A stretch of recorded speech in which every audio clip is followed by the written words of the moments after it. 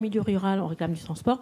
Est-ce qu'il ne risque pas d'y avoir des pressions de différents lobbies, encore plus, 2 fois plus qu'avant? Comment les arbitrages peuvent-ils se passer? Merci. Oui. Alors, je vais me permettre de rebondir sur votre question, sur la question d'abord des lobbies, parce que j'entends beaucoup, malheureusement, que le gouvernement... Madame la ministre, chère Elisabeth Borne, Mesdames les secrétaires d'État, cher Emmanuel Vargon, chère Brune Poirson, Monsieur le Haut-Commissaire, cher Christophe Ithier. Je sais que le vocabulaire politique et médiatique parle, pour ce type de moment, de passation de pouvoir. J'ai toujours préféré, pour ma part, l'image du passage du témoin. Tant l'important n'est pas le pouvoir et ses artifices, mais la cause et son objectif. Et l'objectif, c'est celui qui est inscrit sur la porte de ce ministère, la transition écologique et solidaire. Cet objectif, c'est celui qui devrait être l'objectif de toute société consciente d'elle-même et lucide sur les enjeux de la période historique que nous vivons. L'écologie, la solidarité sont pour moi 2 notions essentielles depuis toujours. Pas parce qu'elles sont inscrites sur un mur, aussi prestigieux soit-il, mais parce qu'elles ont marqué ma vie, mes engagements militants et associatifs, bien avant que je ne devienne un élu local ou national. Tous ici, nous avons une histoire personnelle. Nous gardons au fond de nous, parfois profondément enfouie, par pudeur ou par réserve, et vous savez que c'est mon cas. Nous gardons donc des racines et des valeurs, des déclencheurs aussi qui ont suscité un engagement. Depuis les valeurs transmises par mes parents dans mon enfance, jusqu'à ma première adhésion au lycée, à l'Association nantaise de défense de l'environnement, de mon engagement comme étudiant dans le mouvement contre l'épuration ethnique en ex-Yougoslavie, jusqu'à mon combat de 20 ans pour l'abandon du projet d'aéroport de Notre-Dame-des-Landes. Ce sont ces engagements qui m'ont mené ici, dans ce lieu de pouvoir, là où nous nous trouvons aujourd'hui, et ce sont ces valeurs qui ont toujours guidé mes décisions et mes actes dans l'exercice de mes responsabilités. Et au cœur de tout cela, il y a donc l'écologie. Une écologie que j'ai fait le choix de porter en politique, convaincu de la nécessité de compléter l'engagement écologique de militants associatifs, je l'ai été, de scientifiques, d'entrepreneurs, d'intellectuels et veilleurs de conscience, par une action au cœur des institutions où se prennent les décisions structurantes pour le pays. Ce choix de l'action politique ne va pas de soi. Il y en a même qui s'en méfient, presque par atavisme, qui le vilipendent, presque par réflexe, qui le combattent, presque par principe, qui cherchent en permanence à le salir, presque par idéologie. Ce choix, je l'ai fait il y a longtemps, et je le revendique, parce que je le crois utile.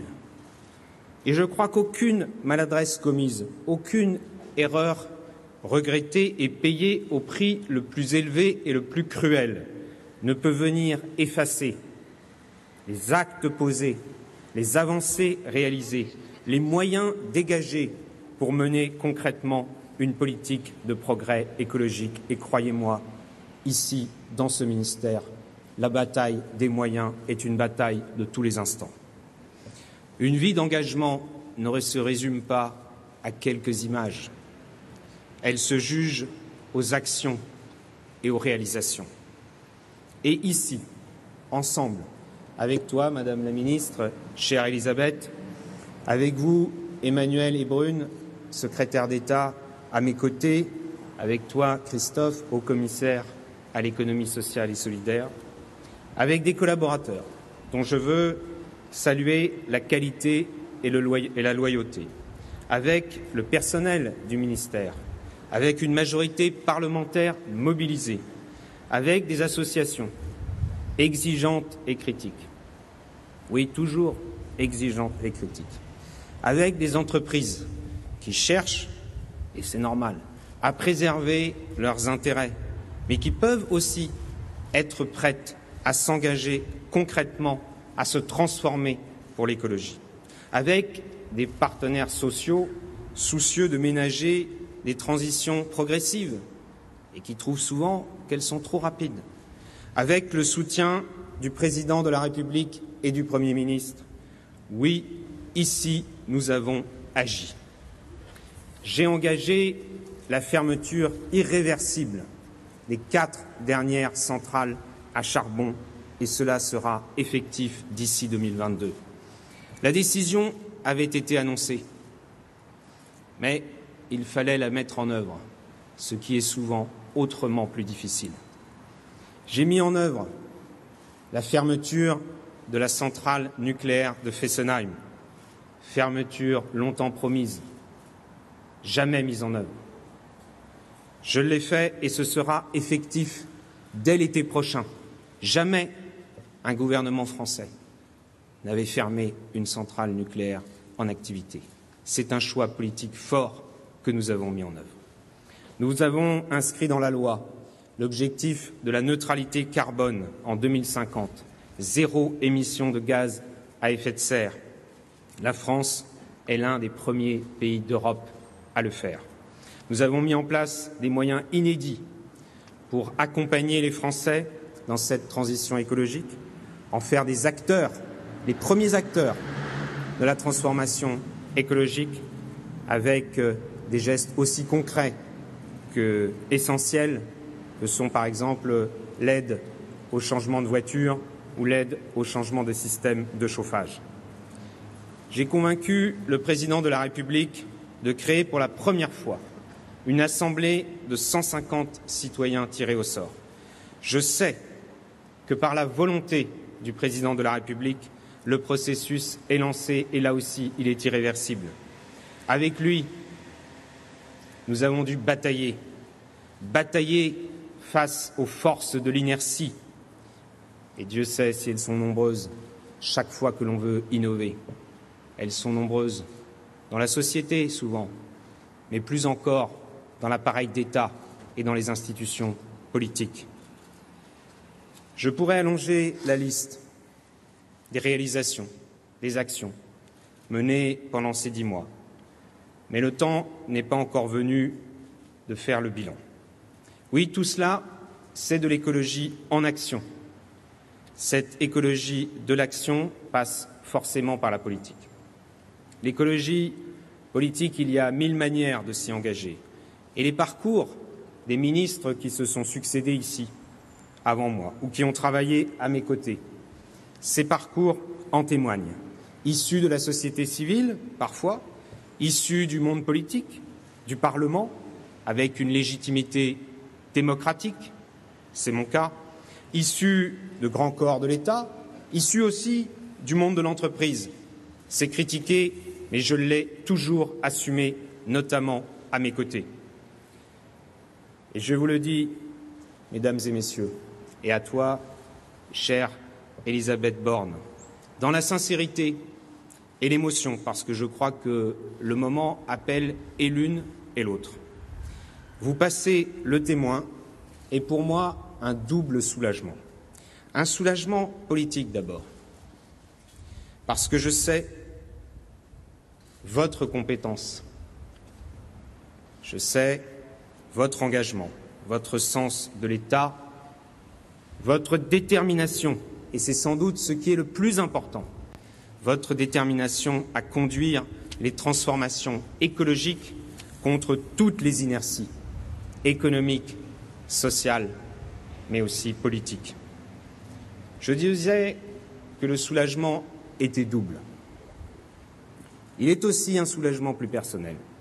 Et je ne m'étendrai pas longuement sur ce point. Chacun le comprendra et je pense que chacun me comprendra. Je dirais simplement que si l'engagement politique apporte des satisfactions, il charrie aussi des difficultés, des douleurs, même parfois. Pour celui ou celle qui s'engage, évidemment, on en prend le parti, on accepte d'en payer le prix, mais aussi pour ses proches, les compagnons des combats, et je tiens à saluer ceux qui sont aujourd'hui présents et ils sont nombreux, mais aussi et surtout l'entourage familial, ma femme et nos enfants malmenés.